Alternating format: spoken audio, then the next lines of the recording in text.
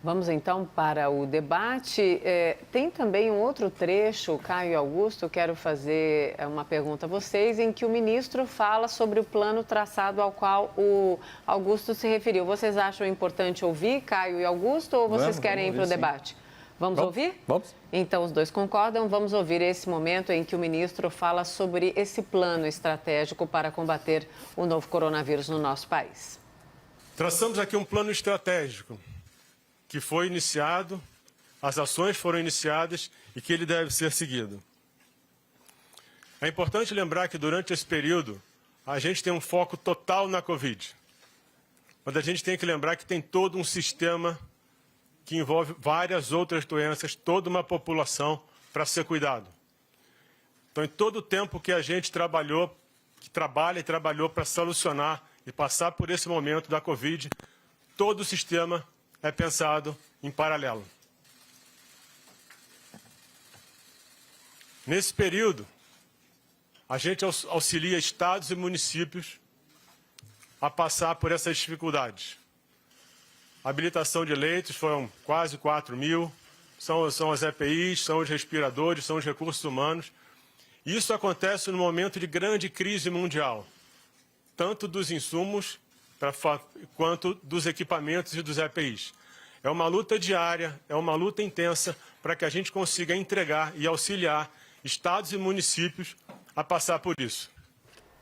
Temos também um segundo momento, quando Taish agradeceu ao presidente Jair Bolsonaro pela oportunidade e disse que aceitou o cargo porque ele acreditava que podia ajudar o Brasil. Esse é o último momento que nós estamos relembrando, então, as falas principais, agora do ex-ministro Nelson Taish. Aí a gente vai para o debate. Vamos lá. O presidente Jair Bolsonaro, a oportunidade que me deu de ter feito parte do Ministério da Saúde, porque isso era uma coisa muito importante para mim. Seria muito ruim na minha carreira não ter tido a oportunidade de atuar no Ministério pelo SUS. Eu escrevi uma vez que eu fui uma pessoa formada, eu nasci graças ao serviço público. Sempre estudei em escola pública, minha faculdade foi pública, minhas residências foram em hospitais federais. Eu fui criado pelo sistema público. E o mais importante de tudo é o seguinte, eu quero fechar isso para vocês. Eu não aceitei o convite pelo cargo. Eu aceitei porque eu achava que podia ajudar o Brasil e ajudar as pessoas. Obrigado. Vamos lá, então, ao debate. Augusto e Caio, vocês falaram, né? Eu não aceitei ao Covid, enfim, teve ali um ato falho, mas vamos, então, com todos os argumentos para o debate. Augusto e Caio, por favor. Caio? Claro. Bom, comentando a fala inicial que foi exibida aí para o nosso espectador sobre o plano estratégico. Eu acho que isso é muito importante. O doutor Augusto já tinha trazido isso nos comentários iniciais dele. Eu acho que são dois aspectos que a gente tem que atentar e a gente espera, né, justamente para que não ocorra mais atrasos, mais delongas, né, no enfrentamento da pandemia, que essa articulação, essa transição seja feita da forma mais eficiente possível e que o trabalho feito até aqui ele seja muito bem aproveitado. Em primeiro lugar, o incremento na capacidade dos sistemas de saúde, né? Ele falou que o mundo, de fato, passa aí por uma grande crise também na questão da logística e na produção e na aquisição de uma série de insumos médicos, né? Esse é um ponto. E o outro ponto, que é uma coisa também que o meu debatedor sempre cobrou e com razão, que são critérios objetivos, né, para a flexibilização do isolamento social horizontal, né? Então, o isolamento aplicado da mesma maneira a todas as regiões e a todas as pessoas. A gente sabe que há oportunidades de você flexibilizar isso, retomando a economia de forma gradual e responsável. Então, chamo a atenção para esses dois pontos. E na segunda fala, eu reitero aí os elogios que o Dr. Augusto fez ao Dr. Nelson Taish.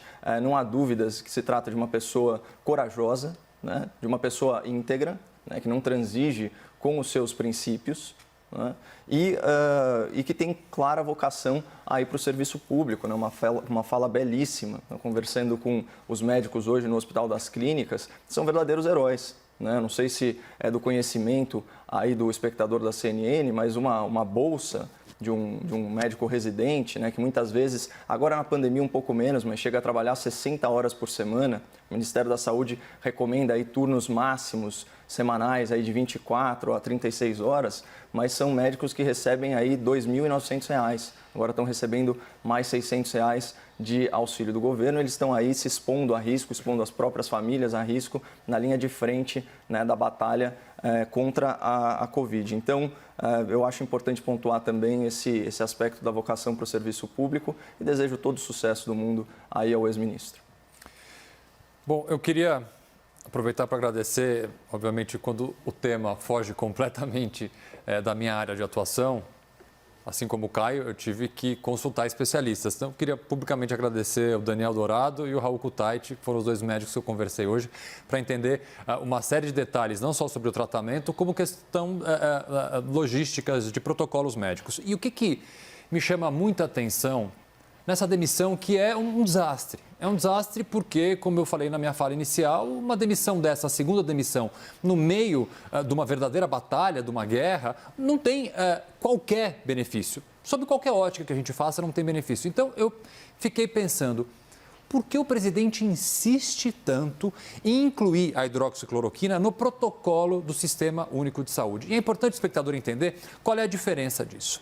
A Lei Orgânica da Saúde, que é a Lei 8.080/90, dispõe expressamente que, se incluir no protocolo clínico oficial do Sistema Único de Saúde um novo medicamento, ele tem que passar obrigatoriamente, na verdade necessariamente a palavra, por evidências científicas que comprovem a sua eficácia. O presidente certamente tem conhecimento dessa lei, espero que ele tenha, mas certamente o ex-ministro Nelson Tait tem conhecimento, tanto que ele não transigiu, ele não se curvou a essa exigência do presidente e acabou se demitindo. A primeira pergunta que fica, e que eu não tenho resposta para dar, é por que a insistência do presidente na inclusão? Não que o remédio esteja proibido de ser ministrado, muito pelo contrário, o Conselho Federal de Medicina, apesar de afirmar categoricamente, após analisar extensa literatura científica, a autarquia, Conselho Federal de Medicina, reforçou seu entendimento de que não há evidências sólidas que essa droga tem efeito confirmado na prevenção e tratamento da Covid-19 e vai adiante. Porém, diante da excepcionalidade da situação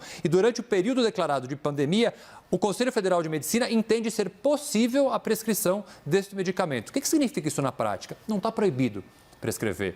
Médicos prescrevem e pacientes tomam. Por que esse interesse, essa exigência do presidente, a ponto de perder, neste momento, o seu ministro da Saúde, em transformar o uso da hidroxicloroquina num protocolo oficial do Sistema Único de Saúde? Eu não consigo imaginar uma razão, a não ser razões que realmente seriam aqui, de certa forma, irresponsáveis da minha parte fazer suposições e acusações nesse momento. Mas me soa bastante estranho, para dizer o mínimo, essa insistência.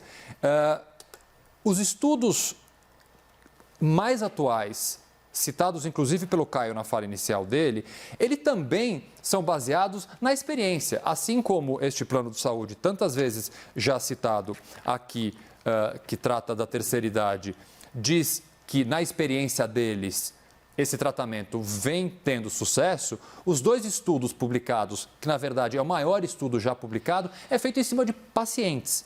Ou seja, é um estudo prático. E esse estudo aponta de forma bastante categórica, e veja bem, eu não estou aqui defendendo ou levantando a bandeira do não uso da medicação, eu estou me fiando exclusivamente em estudos médicos.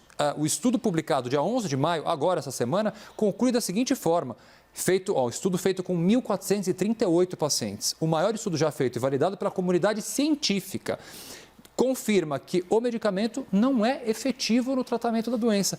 Então, se nós temos, assim, estudos completamente compromissados com a ciência fazendo essa afirmação, volto a não entender a insistência do governo federal em incluir este tratamento nos protocolos oficiais, mais ainda, desde os estágios iniciais da doença, o que é bastante pouco recomendável, inclusive para os médicos que ministram essa droga em estágios mais avançados e mais graves da doença. Bom, eu acredito que a intenção do presidente da República em incluir isso no tratamento precoce não seja a científica, né? Já que eu mesmo citei os estudos e você falou, eu acredito que você esteja se referindo aí ao estudo da New England, né? O de 11 de maio não, o da New England é 7 de maio, esse de 11 de maio é o outro que você citou. Isso, esse da New England, por exemplo, quando você vai avaliar um pouco melhor a metodologia, você vê que ele é um estudo, sim, baseado na observação, então eles chamam de estudo observacional, então não é um estudo clínico, ele simplesmente traça uma linha no tempo e olha para trás, né? E ele tem o que os médicos, os especialistas chamam de viés de confusão residual, né? Então, o que acontece? O grupo para o qual foi ministrada a hidroxicloroquina também era o grupo dos pacientes mais graves. Então, fica um pouco mais difícil de estabelecer um nexo de causalidade. É muito difícil nessas pesquisas, né, manter aí o rigoroso método científico, porque realmente as coisas estão acontecendo de forma extremamente dinâmica. E como você bem trouxe aqui, o Conselho Federal de Medicina, ele autorizou, né, o uso da hidroxicloroquina nos primeiros estágios, né, da doença. E o que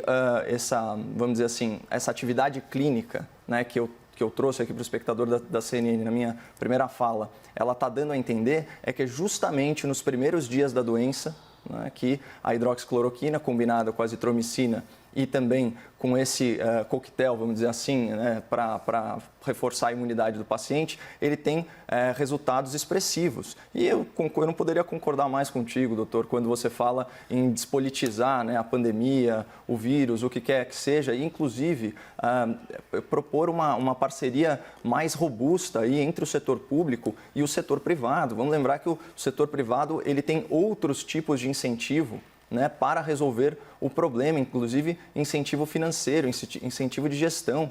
Uma crise dessa, ela tem potencial de quebrar empresas, operadoras de plano de saúde, seguradoras e por aí vai. Então você tem mentes brilhantes trabalhando não apenas pela questão humanitária, mas até pela sua própria subsistência, né, enquanto negócio, o que é muito diferente do tipo de motivação dos nossos políticos, especialmente esses políticos que estão aproveitando o estado de calamidade pública para fazer toda a sorte aí de superfaturamento e de contratação fraudulenta. Mas eu queria só voltar aqui para a minha fala inicial sobre os protocolos de tratamento. Então, fazer essa distinção que é muito importante. Você tem aquele paciente inicial com sintomas leves, aí você faz a coleta de exame, já inicia a medicação, né? No caso da rede privada, ele já tem o que deveria existir no sistema público, que é o prontuário unificado, você já tem o histórico de eletrocardiograma, isso minimiza inclusive a chance de efeito colateral de arritmia da hidroxicloroquina, né? E você tem o kit ao qual eu já me referi, ele é quase um kit, chega a ser quase um kit profilático, porque você ainda não tem a confirmação do exame. E tem uma outra situação, que é o paciente que chega no hospital já com sintomas moderados, né? Então, como que você mede isso essencialmente num paciente idoso? Pela saturação, né, da respiração dele. Se ele chega desaturado, ele já vai direto para a tomografia, para verificação daquele padrão lá de vidro fosco e aí, obviamente, precisa de uma avaliação presencial um pouquinho mais detida, né, para ver como que esse paciente vai ser encaminhado. E o pessoal dessa rede seguradora, eles foram muito claros. Olha, essa medicação de hidroxicloroquina não é para a fase hospitalar. Na fase hospitalar, você vai tratar com imunobiológicos, corticoides, heparina, né, que é um anticoagulante. Eu conversei com o pessoal do Hospital das Clínicas, eles falaram a mesma coisa. Tem antirretrovirais que são muito potentes. E esse tratamento, ele é caríssimo comparado com o tratamento à base de azitromicina e hidroxicloroquina, né? E você tem aí, finalmente, só para falar, se você pudesse separar, isso foi um clínico geral lá do Hospital das Clínicas que me falou, essa é uma doença que pode ser separada em 3 fases, e cada fase dela tem um tipo de medicação. Então, na primeira fase, que é do 1º ao 6º dia, o foco é inibir o vírus, né? Então, são medicações que tendem a baixar a carga viral, né, ivermectina, anita, hidroxicloroquina, azitromicina e por aí vai. Na segunda fase, né, aí você já está na fase mais aguda da doença, fase inflamatória. Então, o que você tenta fazer é modular a resposta do hospedeiro, ou seja, do paciente, né, controlar essa inflamação. E tem uma outra fase, né, para aqueles que, graças a Deus, sobrevivem, que é cuidar da cicatrização do pulmão e das sequelas. Então, cada momento dessa doença tem um tratamento diferente e, como eu disse, não é uma ciência exata e tem muitas variáveis, por isso que eu não gosto de ficar politizando o tratamento e descartar a cloroquina, porque supostamente é o remédio do Bolsonaro. Isso daí não faz o menor sentido. Augusto, por favor. É o remédio do Bolsonaro e do Maduro, né? Só na Venezuela. Pô, doutor, você estava falando de não politizar o negócio. Não, vamos lá. O Caio estudou bastante, eu estou quase médico já. Deixa eu trazer uma pimenta aqui, só para ver se a gente debate algum pouquinho. A gente não está pensando o impacto, por isso que eu acho uma absoluta contradição essa postura do governo federal, o impacto econômico da demissão do ministro. Por que o impacto econômico? A economia ela não vai sobreviver e não vai reagir simplesmente em razão da abertura de determinados ramos de atividade econômica. Para a economia reagir a essa recessão absurda causada pela pandemia, é necessário que a gente tenha estabilidade. Estabilidade não apenas econômica, estabilidade política, estabilidade institucional. Cada vez que o governo federal... E vamos pensar uma coisa, gente. Essa semana, hoje é sexta-feira. Que dia dessa semana nós passamos sem um novo escândalo? Sem uma nova crise? Nenhum. Nenhum dia. É cada dia uma novidade ruim. Isso, obviamente, gera uma instabilidade no mercado. A Bolsa hoje caiu, o dólar subiu, certamente impactados pela demissão do ministro. A posição e a imagem do Brasil na comunidade, tanto médica quanto econômica, mundo afora, é péssima. O investidor estrangeiro foge do Brasil com medo da nossa instabilidade institucional e política. Então, me parece uma contradição gigantesca o governo federal depositar todas as suas fichas no na verdade, na flexibilização do isolamento, mesmo sem qualquer comprovação científica de que a gente vai, de alguma forma, melhorar a economia com isso, e, ao mesmo tempo, criar novas crises como essa de hoje, que é gravíssima e que tem um impacto direto na economia. Eu tenho bastante dificuldade de conseguir imaginar, volto a dizer o que eu já falei hoje, nas razões e na estratégia, se é que há uma estratégia do governo federal, principalmente na figura do presidente, numa medida como essa que nós tivemos no dia de hoje. Olha, bom, a gente diverge em relação em relação à natureza das motivações do presidente, porque, como eu disse, não é acientífico apostar na hidroxicloroquina. Eu também acho que não é, mas vamos saber o protocolo só. Não, então, mas é uma medicação aí utilizada amplamente no Brasil há 70 anos. Na verdade, é uma medicação utilizada por todas as nações do mundo. Né? E vamos relembrar, né? Até bem pouco tempo atrás, era vendida nas farmácias aí, sem receita médica. Certo? Então, de certa forma, a humanidade ela já conhece os efeitos colaterais, a gente sabe que tem um efeito colateral na visão, né, mais especificamente na retina, mas isso por uso muito prolongado. O uso do curto prazo, ele afeta 1 em cada 1000 pessoas e realmente dá um problema de arritmia, mas que é imediatamente suspenso conforme é suspensa a medicação. Então, de certa forma, se a gente considerar que nessa primeira fase ela é uma medicação que, combinada a um antibiótico, consegue baixar a carga viral, eu acho perfeitamente legítimo. Agora, eu queria acrescentar ao rol de críticas que a gente está fazendo ao governo federal, principalmente a questão da comunicação e do alinhamento. Né? O presidente da República ele teve a oportunidade de escolher um novo ministro e, ao fazer isso, considerando que a linha que ele defende, tanto da flexibilização do isolamento social, como do uso da hidroxicloroquina para tratamento precoce, são posições perfeitamente defensáveis do ponto de vista científico, faltou aí um alinhamento um pouco melhor com o seu novo nomeado, né, que tem todo o direito de pedir demissão, caso, enfim, na questão verificada, de que ele não concordava com esse novo protocolo, né?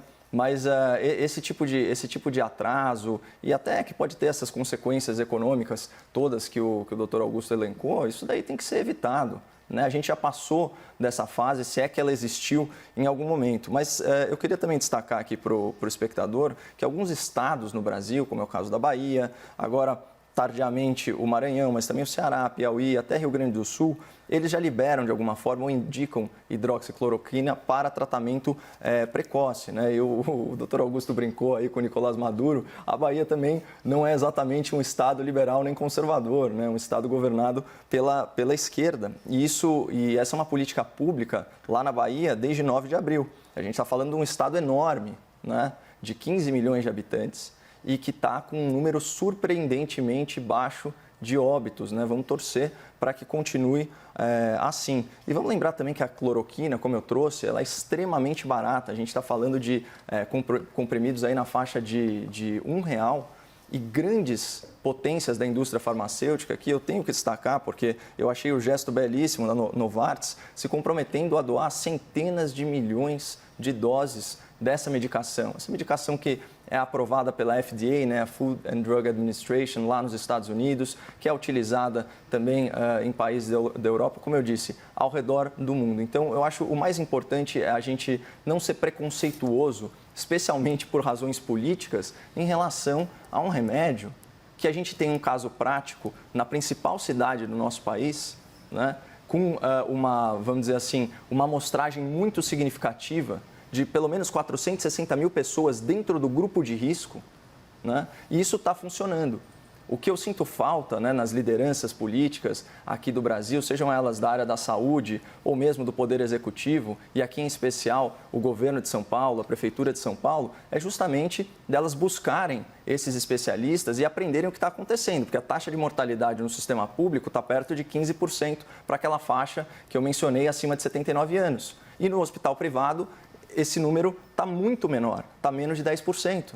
Então, será que não é o caso? Ou, por exemplo, o hospital que eu falei que tá lá com os leitos desocupados, né? Eu fui verificar a informação de quanto foi investido, né, nesse hospital, que foi feito aí às pressas, pensando no pior cenário possível.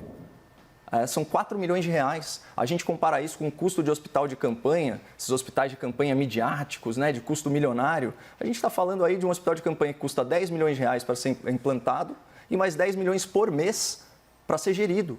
Isso para pacientes só leves e moderados que, eventualmente, quando pioram, têm que ser encaminhados aí para leitos de UTI. Então, de novo, eu acho que a tônica da nossa discussão, e por isso a gente vai ter muito pouco debate hoje, né, doutor, é despolitizar a pandemia. Sim. Augusto, algum argumento antes dos argumentos finais? Podemos ir para os argumentos finais. Podemos? Então vamos lá, Augusto, para os argumentos finais. Nós temos um tempo maior hoje para cada um de argumentos finais, 2 minutos para cada um. Por favor, começamos com você, Augusto. Eu vou voltar um pouco à sensação que eu tive hoje pela manhã e a reflexão que eu trouxe no final da minha fala inicial. Nós estamos perdendo tempo no combate à pandemia. E ao perder tempo, nós perdemos mais e mais vidas. Os números de contágio e de mortes aumentam assustadoramente a cada dia. O Brasil bate recordes diários. Várias projeções estão sendo feitas e nenhuma delas é otimista. Muito provavelmente, e eu não gostaria de ser este profeta de uma coisa pior do que nós vivemos já neste momento, grandes capitais do Brasil precisarão endurecer o isolamento.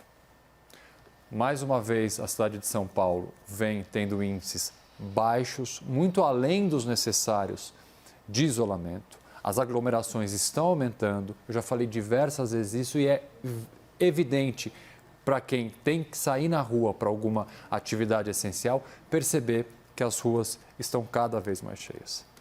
E, ao mesmo tempo, a gente vê um governo federal completamente perdido.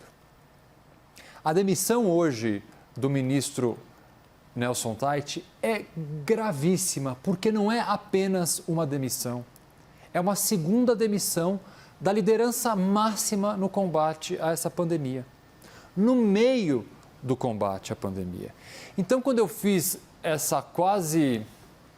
esse quase pedido, é porque, gente, passou da hora de partidos políticos, da sociedade civil, simplesmente esquecer questões políticas e focar, ainda que pelos próximos 2 meses, somente e tão somente em salvar vidas.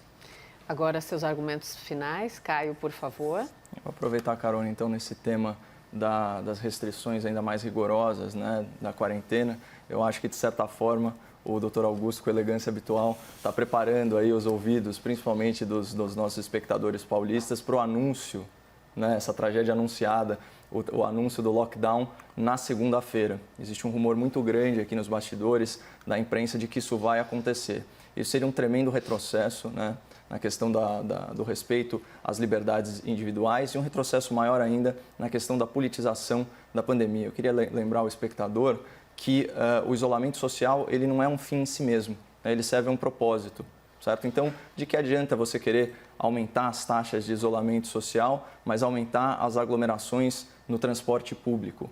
Né? De que adianta você restringir a liberdade das pessoas se o sistema de saúde não está saturado? Aliás, como que você vai persuadir 46 milhões de pessoas a ficarem não só enclausuradas na própria casa, mas também com uma série de outras restrições na sua liberdade de ir e vir, se você é incapaz de mostrar uma planilha, né, com a ocupação de leitos, quantas pessoas tiveram alta, quantos leitos estão ocupados, e não apenas os leitos públicos, mas também os leitos privados. A gente sabe que a lei da pandemia autoriza, inclusive, o uso forçado pelo Estado da estrutura particular, né? Então, o que está ficando cada vez mais claro é que o governador de São Paulo e o prefeito de São Paulo, ao invés de não terem compromisso com o erro, eles estão cada vez mais dobrando a aposta na contramão dos anseios populares e não necessariamente atrelados à ciência. Tá certo, Caio. Obrigada. Augusto, boa noite, bom fim de semana. Boa noite a todos e todas. Caio, boa noite, bom fim de semana a todos. Boa noite, na segunda-feira. Boa noite, doutor. Boa noite, espectador da CNN. Isso aí, segunda-feira iremos nos rever. Lembrando a todos vocês que todas as edições do Grande Debate estão disponíveis na íntegra no nosso site cnnbrasil.com.br e também no nosso canal oficial do YouTube, claro.